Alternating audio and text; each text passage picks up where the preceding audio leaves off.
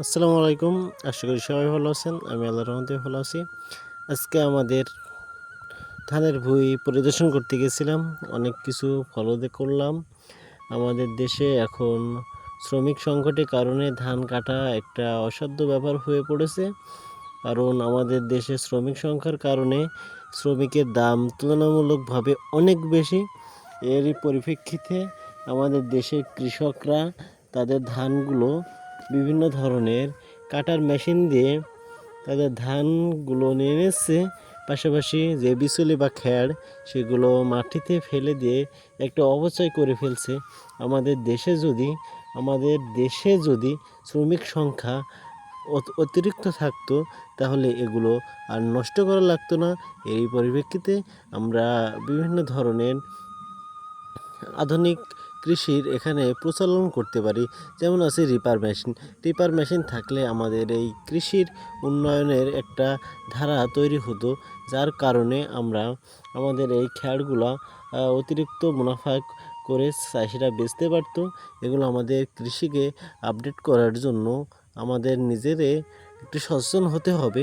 পাশাপাশি কৃষিকে নতুন এক এক উন্নত প্রযুক্তির মাধ্যমে আমাদের কৃষিকে বিভিন্ন ধরনের প্রযুক্তি নির্ভর মেশিনারিজ আমদানি করতে হবে এবং সরকারি ভৌতিক মূল্য দিতে হবে। আমরা যেমন বিভিন্ন ধরনের কৃষি ভৌতুকি দেখে থাকি, সেগুলো আমাদের প্রান্তিক যে কৃষকগুলো আছে সেই কৃষকগুলার এটা খোঁজখবর পায় না।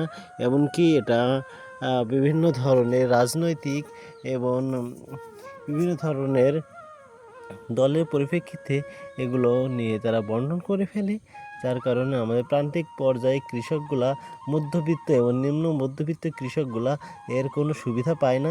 এগুলো সরকারের দৃষ্টান্তমূলকভাবে দৃষ্টি আকর্ষণ করছি, যাতে আমাদের প্রান্তিক কৃষকরা আমাদের দেশে সুবিধা বঞ্চিত কৃষকরা সরকারের বিভিন্ন ধরনের সুযোগ সুবিধাগুলো তারা পেয়ে পাই এবং পাশাপাশি বিভিন্ন ধরনের চাষাবাদে উন্নত প্রযুক্তি নির্ভর একটা বাংলাদেশ গড়ার আমরা চেষ্টা করছি।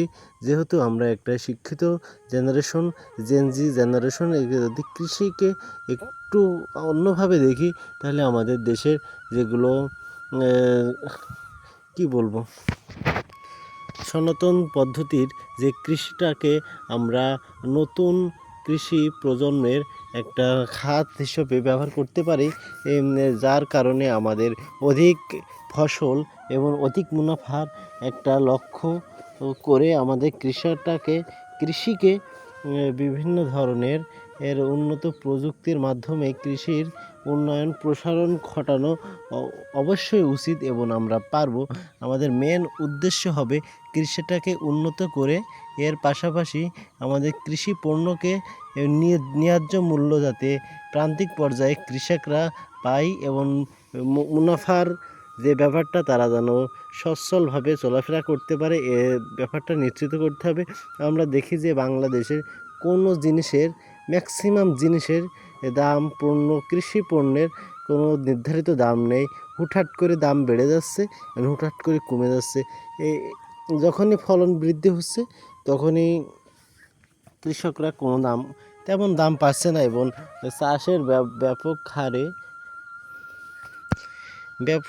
ব্যাপক হারে চাষে লোকসান এবং অধিক চাষিরা ঋণের কবলে পড়ে দুশ্চিন্তায় পড়ে যাচ্ছে। এগুলো আমাদের মেন ফোকাস করতে হবে, যাতে করে কৃষকরা উন্নত ধারায় আমাদের কৃষিকে এক